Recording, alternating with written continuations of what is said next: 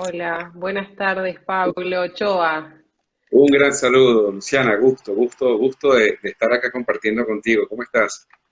Muy bien, muy bien. Bueno, contarle un poco a las personas que se están uniendo a esta comunicación que este es un ciclo de charlas que estamos compartiendo, que está organizado por el Consejo Federal de Profesionales de Higiene y Seguridad de Argentina. Agradecerle a Lorenzo Gómez por el espacio y a todas las personas que se van a ir uniendo y que nos van a estar escuchando en este rato que vamos a estar conversando. Pablo Ochoa es director de PROISEG Panamá y bueno, darte la bienvenida en este momento tan particular que estamos transitando, que por eso tenemos que comunicarnos a través de este Instagram Live.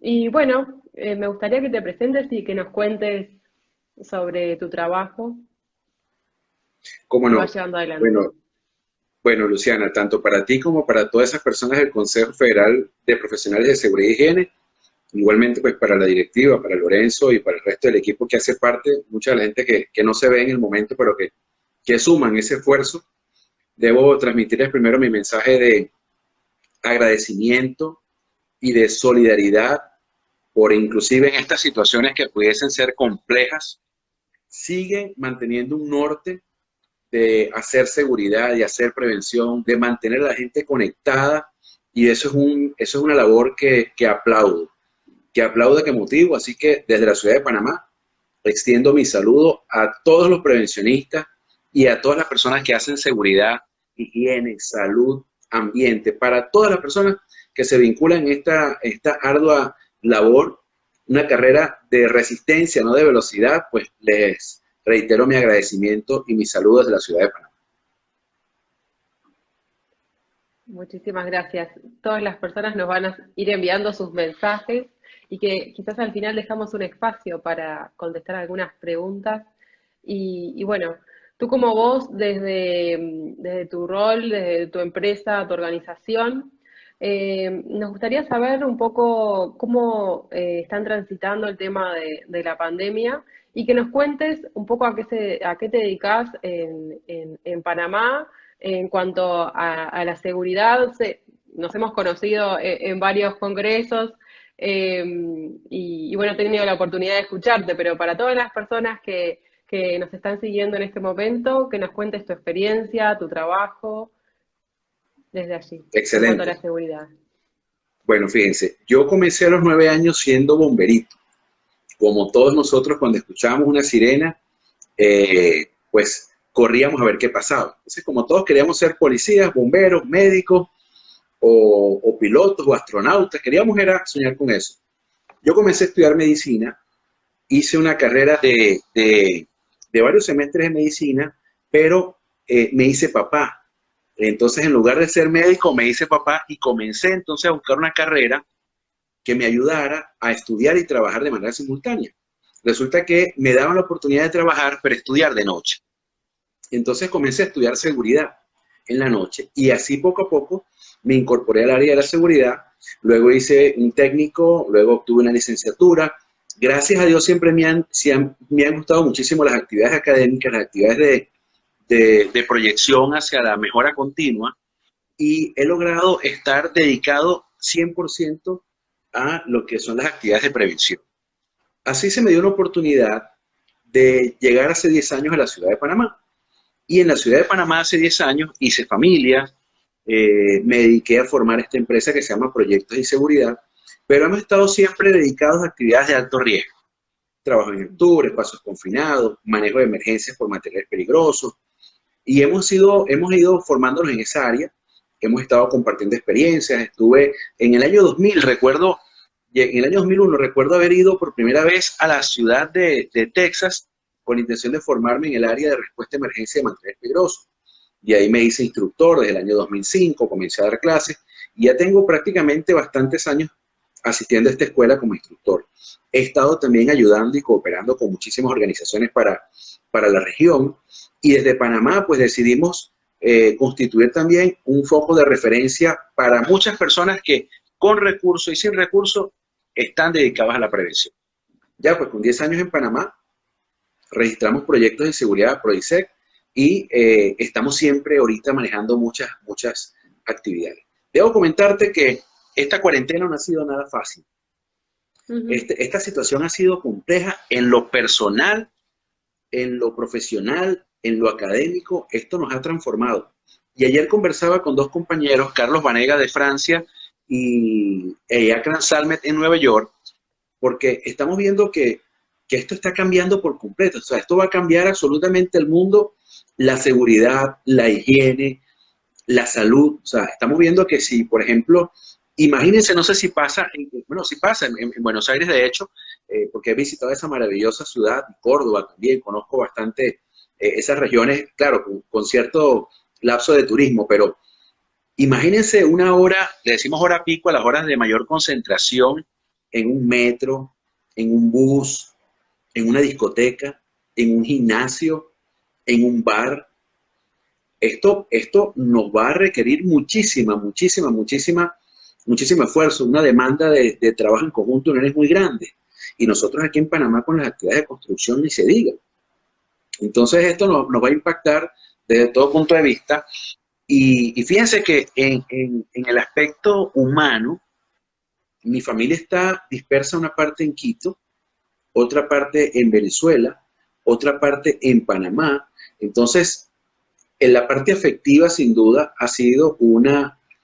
una eh, ha sido una meta a vencer, mantener la conectividad tras la distancia. Entonces, de repente tú puedes conversar con tus hijos 10 minutos, pero ya se distraen por ser un medio digital, entonces tienes que comenzar a jugar con ellos, entonces innovar con temas de juegos, con clases, preparar videos para ellos. Esto es un reto desde todo sentido. Y bueno, y respetar y apoyar las actividades, las instrucciones del gobierno en el área sanitaria es un reto también, sin duda. Bueno, qué importante esto que nos estás transmitiendo, que en realidad lo estamos transitando todas las personas bueno, que tenemos que mantener el aislamiento para aplanar la curva, aquellas personas bueno, que pueden quedar en sus hogares, que de alguna manera lo están padeciendo, que no tienen que salir a trabajar desde fuera, digamos. Este mensaje que nos transmitís, qué importante. Nosotros no sabemos cuánto va a durar esto. Y en realidad la incertidumbre es la constante de aquí en más mientras dure este momento. Y hablando de incertidumbre y en relación a tu profesión, esto que nos estabas comentando, y específicamente a lo que tiene que ver con la tarea en cuanto a la seguridad y las brigadas que llevas adelante. Pensando en cómo asegurar de alguna manera la incertidumbre en estos tiempos de cambios, para ti, digamos, ¿en dónde estaría la victoria de poder salir de esta situación? ¿Cómo sería si hiciéramos un paralelismo en este momento tan difícil en relación al trabajo que venís realizando? Sé que cuando hay un incendio, por ejemplo, la ejecución tiene que ser muy precisa a la hora de la intervención. ¿Cómo podríamos tomar esto de ejemplo para hablar sobre el tema del COVID y obviamente que nos cuentes más sobre tu trabajo? Mira, tu pregunta es valiosísima, Luciana. De hecho, es parte de una reflexión constante, porque la principal amenaza de esta situación es que nada es fijo, nada es estático. Es tan dinámico que lo que hoy te sirve, quizás la siguiente semana, dentro de 2 semanas, ya no te sirve. Inicialmente, por ejemplo, la Organización Mundial de la Salud comenzó a hablar y a prohibir el uso, no prohibirlo, a recomendar el uso de las mascarillas solamente para el personal médico, sanitario y personal expuesto, y ahora más bien el CDC inclusive te enseña a hacer una mascarilla en español. Entonces, cosas así como esas son cambios constantes. Entonces, fíjate que inicialmente si nosotros formamos una persona en el área de primeros auxilios, ahora, ¿cómo hacer cuando una persona se desmaya en el trabajo? ¿Cómo vamos a hacer? ¿Vamos a aplicar los mismos primeros auxilios? ¿Vamos a colocar el ambú? ¿O ahora hay que colocarse el equipo de protección personal para evitar de repente la aerosolización del virus cuando se atienden a estas personas? O sea, este es un tema que nos lleva a profunda reflexión. Y dentro de esos paralelos que mencionamos, hay 3 constantes que nos están ayudando a salir adelante. Y los voy a comentar como secreto, como recomendación y como motivación. Lo primero es la educación que nosotros adquirimos siempre será una fortaleza, siempre será una ventaja. Mire, usted puede cambiar de país, usted puede cambiar de uniforme, puede cambiar de empresa, pero lo que usted sabe, nadie se lo quita. Entonces, con esto lo que quiero es motivar a todas las personas a que se sigan formando pese a las adversidades. Busque cursos gratis, busque cursos con descuento, busque lo que usted quiera, pero manténgase en constante formación. Eso es lo primero. Lo segundo es la adaptación. Las empresas no van a buscar a la persona con el mejor coeficiente intelectual, ni van a buscar a la persona con el mejor currículum, ni van a buscar a la persona mejor preparada. Van a buscar a la persona o el profesional que tenga mejor capacidad de adaptación ante esta situación. Si hoy vamos de norte a sur, la semana que viene de repente iremos a norte, ¿verdad? Pero hay que adaptarse porque esta es una situación completamente cambiante. Y la tercera recomendación es la fidelidad con los clientes. Apoyen a sus clientes en las adversidades. En las buenas, todo el mundo es bueno. Usted dice, tengo una partida presupuestaria para esto, inmediatamente usted va y dice, no, yo soy el que te hago ese servicio, yo excelente. Pero cuando el cliente no tiene recursos o está afectado, entonces ahí será la victoria para aquellas personas que manifiesten su solidaridad. Entonces, en nuestro caso nos ha afectado muchísimo. Nosotros desarrollamos en año y medio, para que tengan una idea, 150 cursos de seguridad para trabajo en altura. 150 cursos en año y medio. Ahora no podemos tener esa gente metida en las sesiones. Ahora tenemos que preparar programas virtuales donde damos la teoría y luego inducimos videos para que se realicen actividades prácticas. Afortunadamente, por ejemplo, en proyectos grandes, en clientes que tenemos que manejan toda la telefonía de Panamá, ya hicimos un proceso de formación que terminó en febrero. Pero hubiese sido un impacto muchísimo más grande para este sector si hubiese sido en abril. Entonces, mis 3 recomendaciones para todos es seguir formándose, mantener la educación, propiciar la capacidad de adaptación, la tolerancia. Y lo tercero es mantener la fidelidad con cada uno de sus negocios y en cada uno de sus servicios. Desde sus amigos también, desde sus familiares, o sea, mantener la fidelidad en todo momento es importante para nosotros. Bueno, vamos a hacer un checklist entonces y anotar estos 3 tips de alguna manera que nos estás brindando en este momento. Y un poco saliendo del COVID, pero siguiendo en lo que sucede en el mundo, ¿no? Como consultor y experto internacional en seguridad, hace no mucho tiempo hubo una explosión bastante importante en España específicamente y donde, bueno,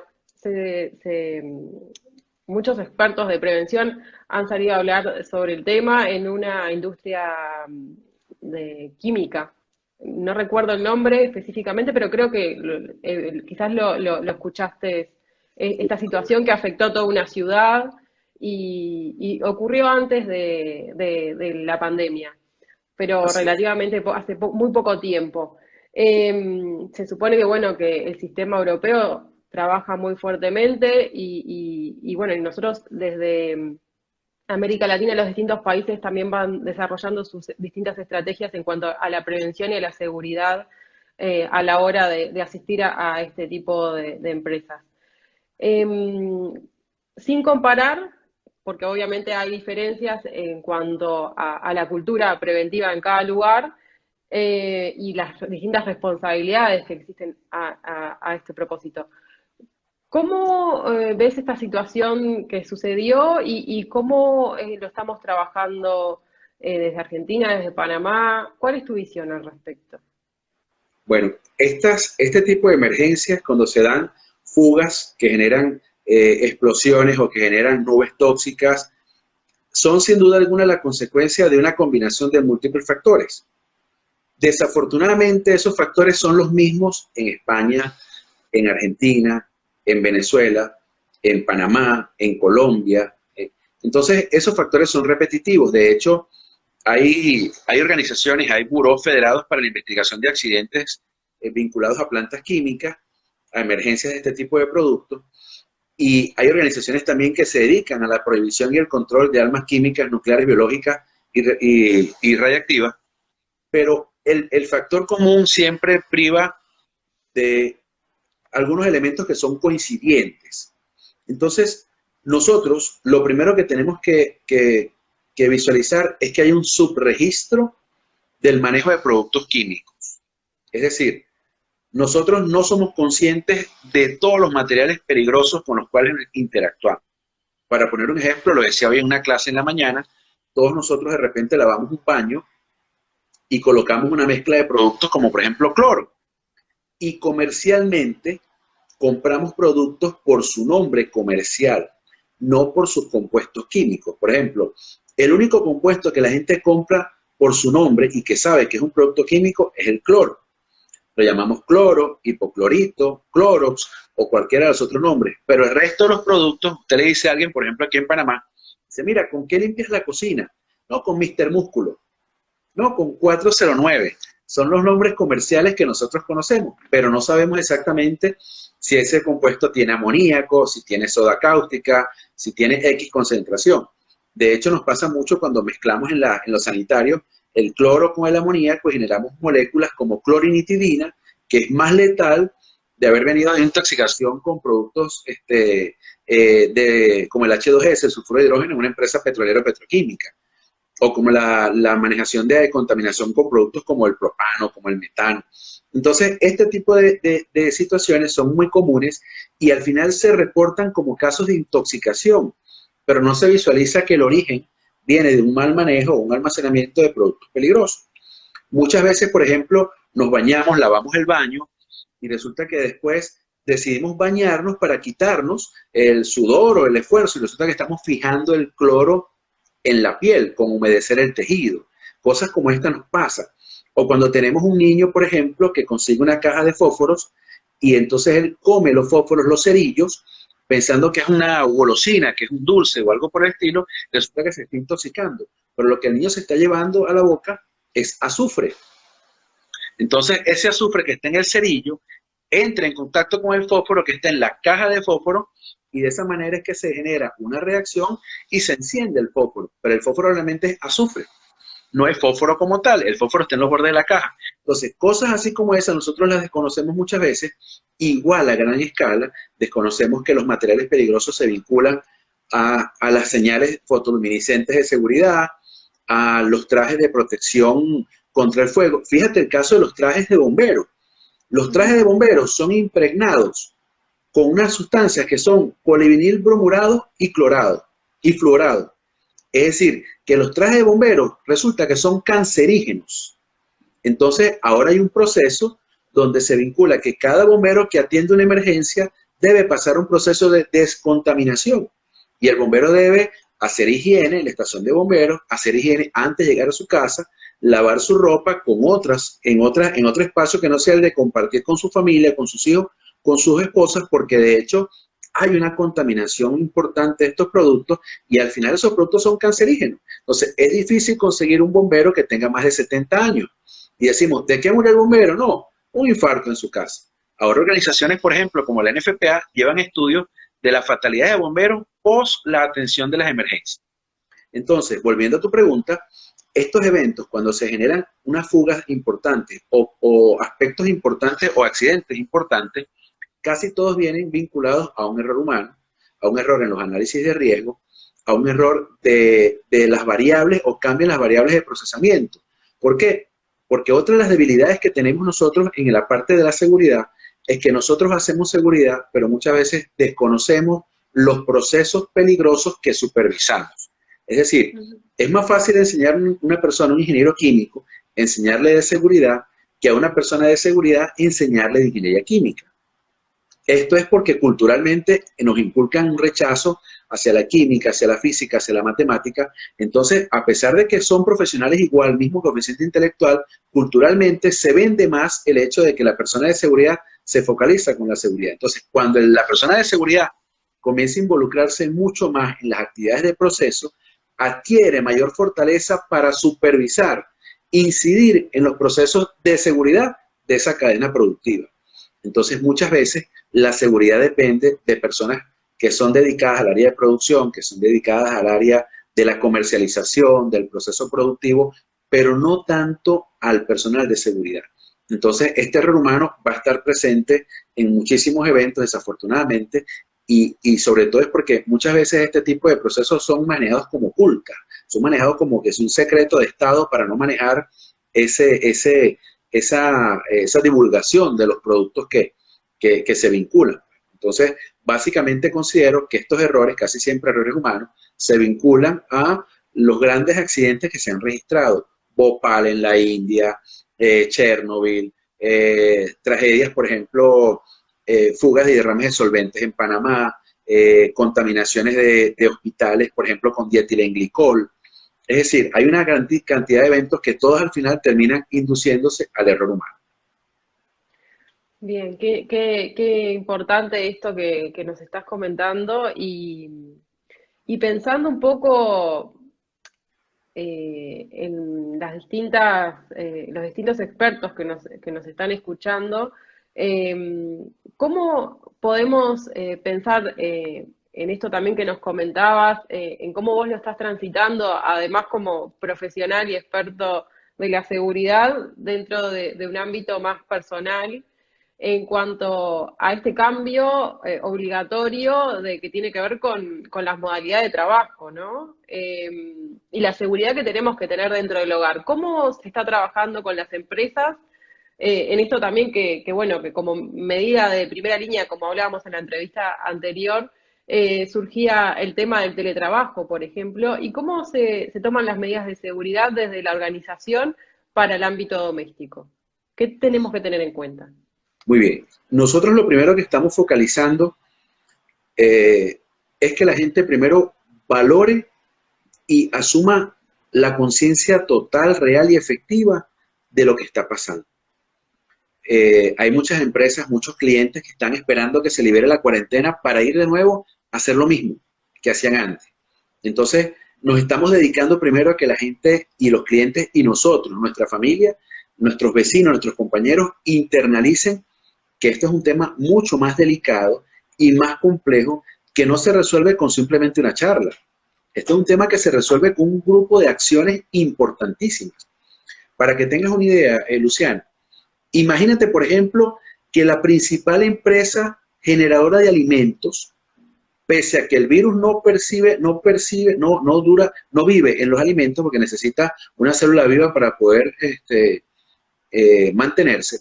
Imagínate, por ejemplo, que una cadena de alimentos salgan, después de que se libere la cuarentena, un rebrote de 5, 10 o 15 personas.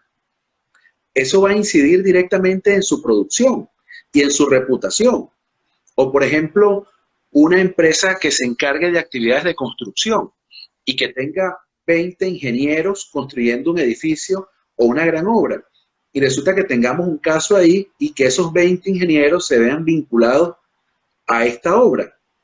Entonces, tenemos que focalizar que la gente perciba que ante cualquier medida de liberación de la cuarentena, antes de llamar a la gente al trabajo, hay que establecer toda una serie de acciones y protocolos para que podamos reactivar esa cadena productiva. De hecho, CDC sacó una lista de cuáles son las personas esenciales dentro de las cadenas productivas para que regresen a la actividad y se ordena inclusive que la persona que haya sido positiva en un caso específico pueda regresar con el uso condicionado de los tapabocas. Entonces, para que tengamos una idea, lo que estamos haciendo y lo que estamos focalizando y que estamos haciendo todo lo posible porque la gente entienda es informar a la gente lo peligroso que es este virus, pero no nada más en el aspecto de salud, sino en el negocio. El empresario entiende muchas veces cuando le dicen, ¿cuánto te cuesta esto? Entonces, nosotros tenemos que llevar esto a la imagen, a la reputación, a la afectación. Entonces, comparando estos costos, porque, ojo, la liberación de las medidas de cuarentena obedecen muchas veces a presiones sociales y a presiones económicas, más allá que cualquier sentido común de razón. Sobre todo porque no se sabe cuánto tiempo va a durar esto. Entonces, esa incertidumbre nos obliga también a tener que reactivarnos de alguna forma. Pero lo más importante en este caso, que es lo que estamos haciendo nosotros, es dedicándonos a compartir el mensaje específico de asumir qué es lo que está pasando. Imagínate en una obra de construcción, tener un caso positivo, uno solo. No sé si en Argentina pasa, pero aquí en Panamá las personas comparten mucho el vaso. Colocan un termo de agua, un cooler, un recipiente con agua fría, van y toman agua, pero resulta que agarran vasos, los cortan a la mitad y entonces de ese vaso comienzan a compartir por temas de higiene, por temas de facilidad, por temas culturales. Imagínate una persona positiva compartiendo vaso con una obra donde hay 100 trabajadores. Y esos 100 trabajadores se van a sus casas en la tarde y regresan mañana y toman el bus, toman el transporte masivo, toman el metro, toman el tren. Imagínate lo que puede ser ese segundo brote. Lo que no hizo el primero con la importación de casos por vía aérea, lo puede hacer un caso local en una obra de construcción. Y respecto a esto que comentás de las obras de construcción, que por ejemplo en Uruguay sucedió esta semana que tuvieron que retomar las actividades por medidas del gobierno y una preocupación era esto justamente, cómo transitar la reincorporación en cuanto a las conductas, que sabemos que los cambios son paulatinos, y hay toda una cultura en relación a los distintos ámbitos del trabajo, ¿no? Que hay que construir. Ahí el profesional de la higiene y la seguridad, de la prevención, debe como reforzar estas medidas, pero sabemos bueno, que esto depende de las personas y no en todos los lugares se han tomado las medidas de evitar, por cuestiones económicas sobre todo, y porque sabemos que la pandemia trajo que se perdieran muchos puestos de trabajo y en la parte de construcción, sobre todo son jornaleros, ¿sí? ¿Qué medidas se pueden tomar frente al reactivarse, digamos, con normalidad, en esta nueva normalidad, las actividades en una obra de construcción? Ok. Nosotros lo que recomendamos es que antes de que se inicie cualquier obra de construcción, se realicen programas de concientización. Pero esos programas de concientización deben irse generando con base a un programa de acciones específicas que impulse la gerencia, no el oficial de seguridad. El oficial de seguridad aquí juega un papel, el prevencionista, el oficial de seguridad, el salubrista, juega un papel muy limitado, porque no tiene los recursos normalmente para desarrollar la labor que debería tener. Entonces, esta es una situación que así como la asumió el Estado a nivel de país, la debe asumir la directiva de la empresa desde el más alto nivel corporativo. Entonces, este nivel corporativo debe garantizar, establecer toda una estrategia, un plan de acción que va desde la comunicación.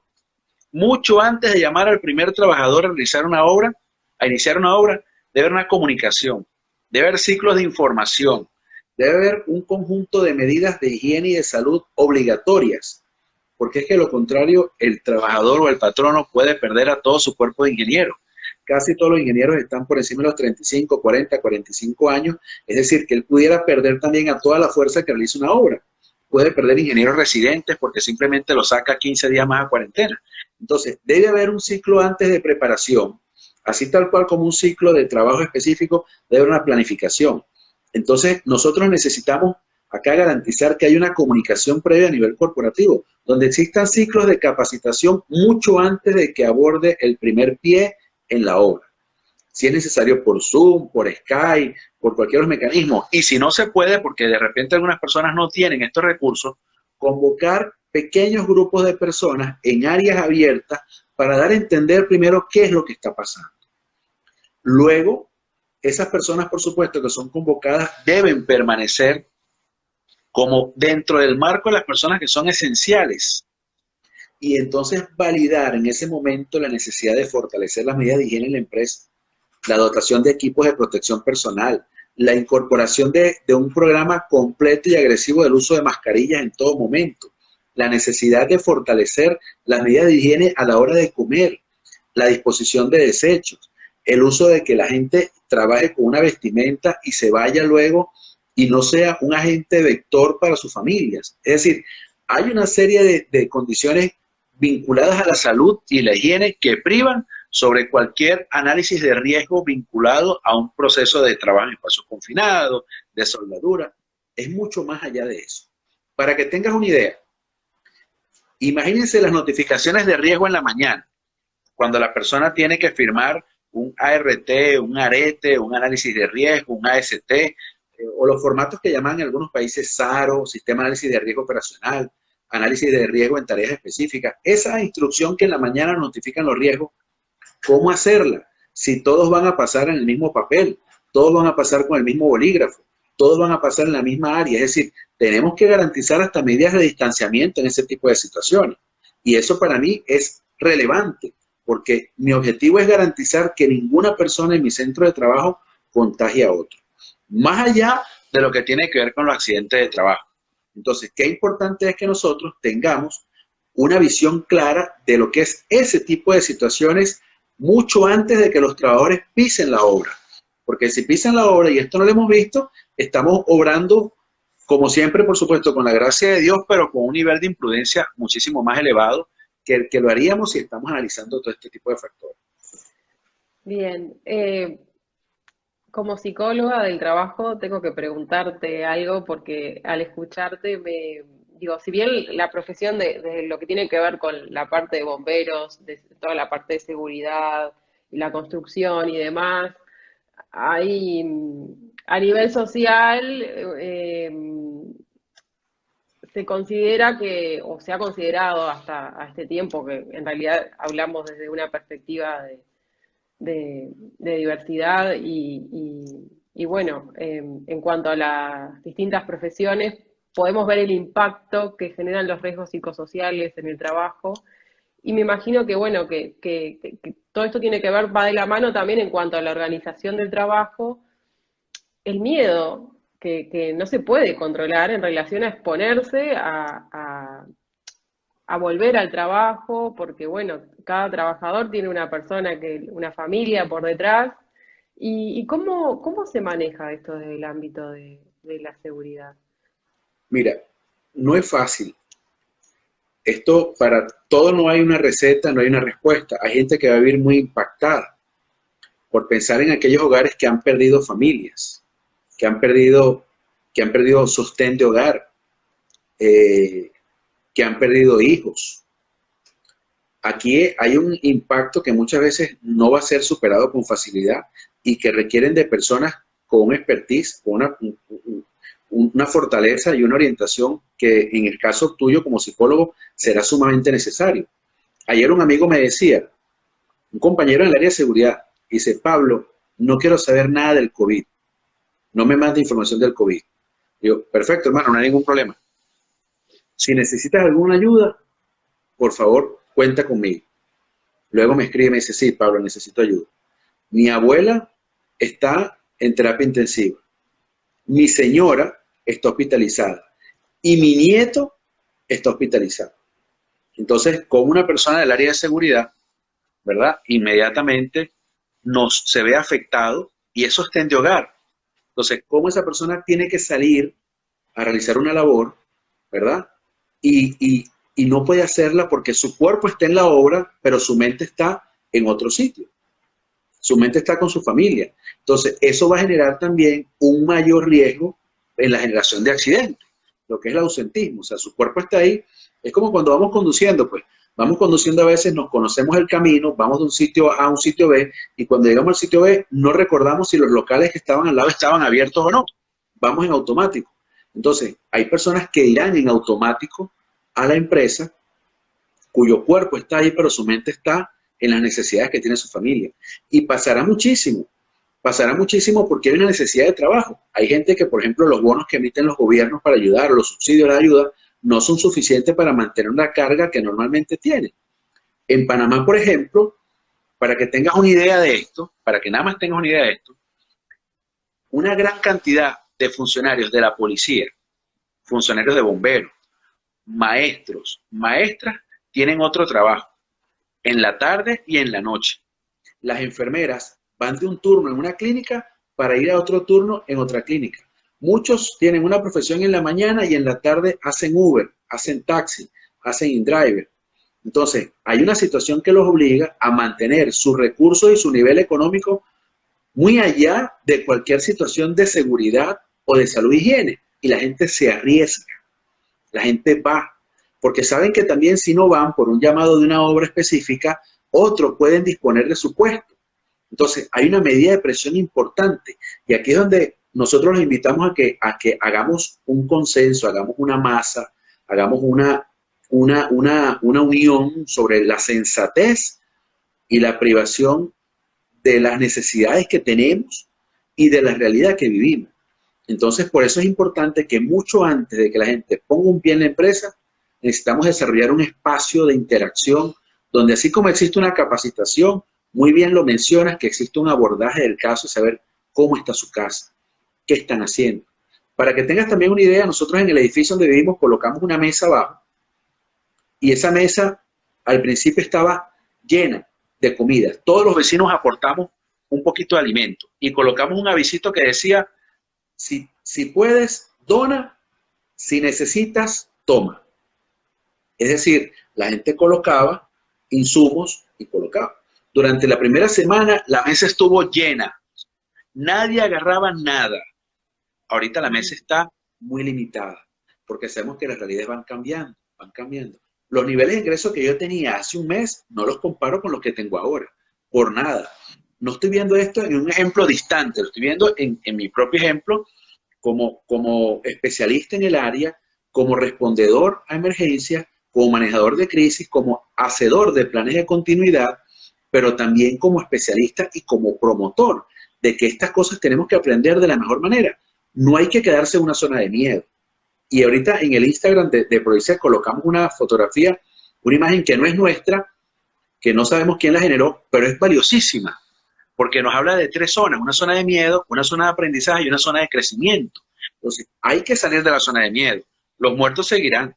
Mira, tenemos tanta necesidad de conocer sobre el virus que los médicos apenas están aplicando un tratamiento y ya resulta que salió otro. Es como la legislación. Apenas te acostumbras a hacer un procedimiento de una manera y entonces salió, no, una nueva ley en materia de seguridad. Entonces tienes que aprenderte esa nueva ley. Los médicos, si hoy recomiendan un tratamiento, mañana no. Lo que hoy funciona, mañana no. Entonces tenemos que garantizar esa adaptación al cambio. Ese manejo del cambio va a ser importante. Y ese cambio no es nada más en aspecto de seguridad, un cambio psicosocial, un cambio psicológico, un cambio de la alimentación.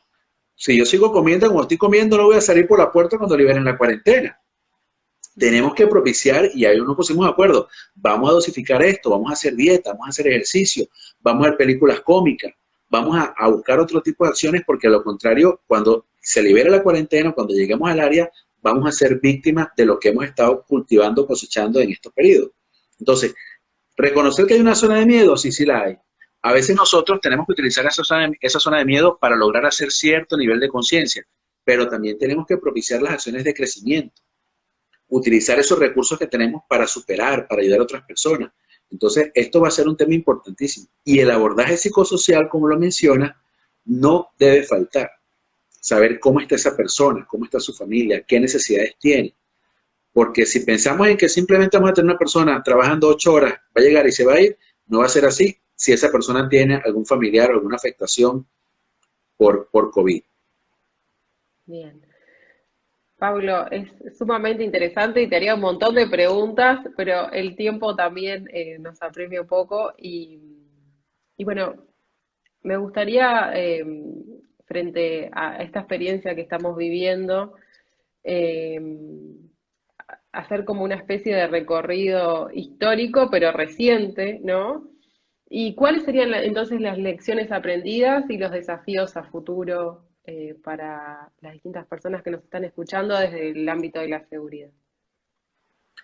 De entre las lecciones aprendidas, para mí sería importantísimo la primera. Nada es más importante que la familia. Nada. La familia la escribimos con F mayúscula. La familia está en las buenas y en las malas, es la que te va a ayudar, es a la que te debes, a la que depende. No dejes tiempo para hacer cosas que no son con la familia. O sea, la familia es prioritaria, inclusive para soportar la distancia de ellas cuando físicamente la tengas que que vivir. Lo segundo es qué importante es fortalecer la conectividad con la gente. Mira, en esta semana yo he tenido más conferencias que en toda mi vida, conferencias virtuales. Estamos haciendo cursos gratuitos de materiales peligrosos, evaluación de atmósferas peligrosas. Mañana comienza uno de materiales peligrosos. Es decir, estamos fortaleciendo la conectividad de una manera tan grande, entonces tenemos que utilizar esa conectividad a beneficio de la familia. Tenemos que fortalecer eso. Y el aprendizaje más doloroso es que muchas veces nosotros vemos las cosas de otro o en otro país pensando que no nos afecta. Y la globalización ya es un tema tan grande que cuando yo veía esto en China en enero, nunca pensé que podía afectarnos. Sin embargo, desde el 24 de enero estaba emitiendo alertas al Ministerio de Sanidad a nivel local, a nivel regional. Nuestras cuentas de Twitter y de Instagram se han dedicado a manejar información valiosa. Hemos creado sopotoscientos grupos de WhatsApp sobre este tema y por supuesto que nos preocupa el hecho de que la gente todavía no perciba la realidad de esta amenaza. Bien, y para finalizar entonces, ¿cuál sería el mensaje que nos dejarías al respecto de la Ahorita es situación que estamos viviendo? importante garantizar la unión en todos los sentidos, garantizar el trabajo en equipo. Hay que pensar no en lo que nos hace distintos, sino en lo que nos une.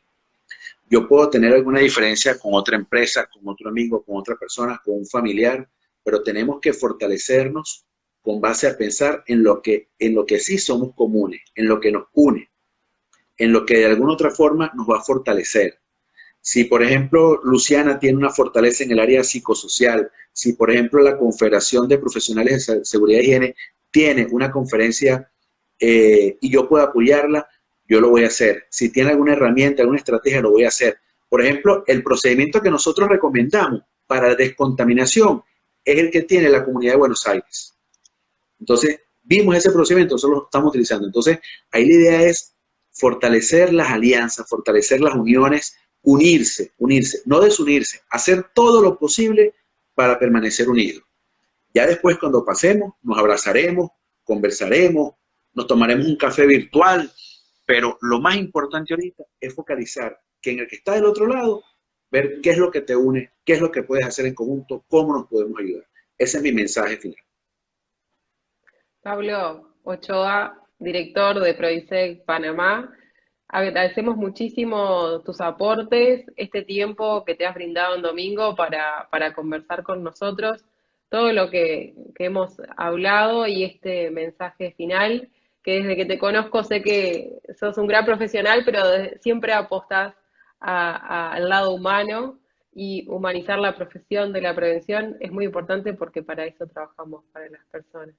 Así que agradecerle nuevamente este espacio a Lorenzo Gómez, a todas las personas que nos están escuchando, al Consejo Federal de Buenos Aires de Higiene y Seguridad y todos los profesionales. Y bueno, vamos a poner en práctica todas estas medidas que hemos conversado hoy y ha sido un gusto enorme para mí, desde mi país, desde Uruguay, acompañarlos en este ciclo de charlas. Así que hasta pronto y muchas gracias.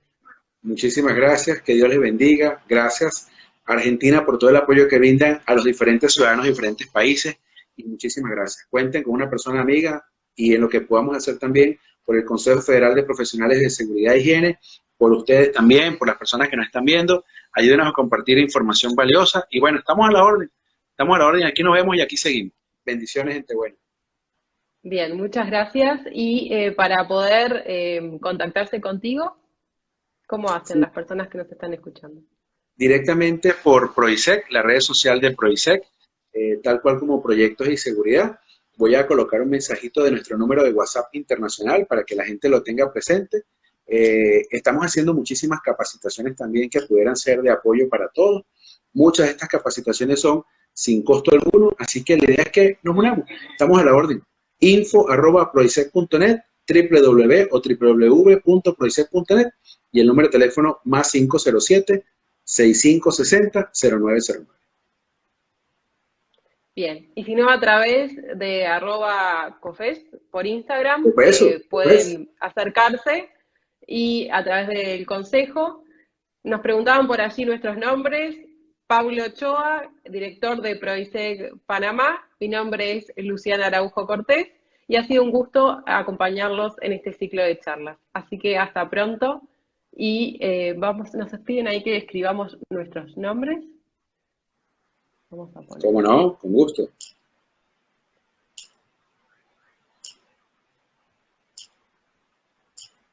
Disculpen la...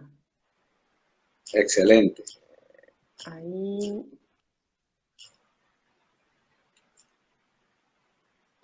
Ahí está, fantástico. Bueno, muchas gracias a todos por acompañarnos. Desde mi lugar, bueno, espero que pronto salgamos de esto. Hay que ir día a día y cuidar la salud, sobre todo, de nosotros y de nuestras familias. Así que un abrazo para todos y todas. Saludos. Bye bye. Chao.